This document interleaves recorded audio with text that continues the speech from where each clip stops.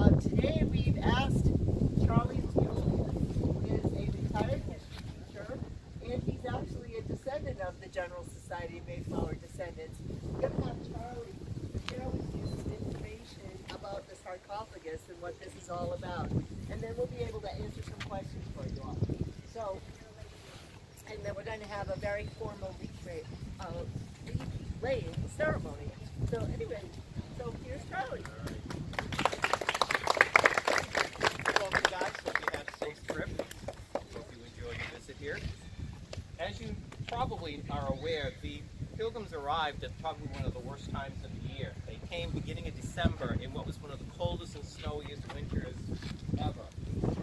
Traveling across the Atlantic Ocean, they were low on supplies, low on fresh water, living in confined quarters. A lot of them took sick on the voyage. So when they arrived, their first goal was just to build a shelter and take care of the sick.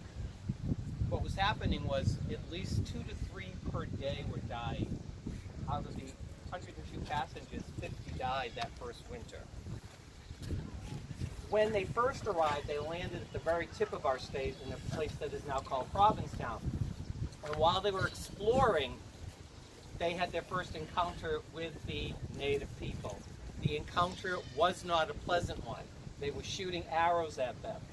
So they left, traveled inward, and landed here. So they knew that there was probably a chance that they weren't going to be welcomed by the original inhabitants of this area. So when they buried those who didn't make it, they did it at night. And they did it in unmarked graves. Now when you came down Leiden Street, that of course is the original street where the plantation was.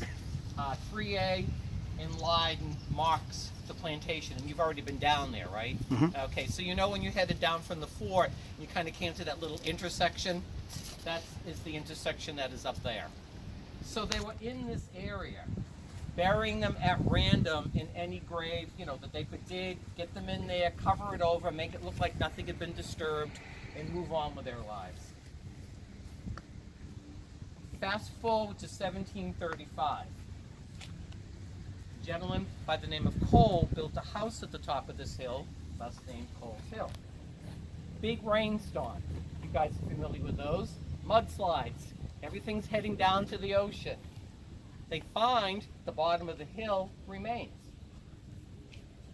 No DNA testing back then, but they just assumed that they most likely were the remains of the original arrivals in 1620.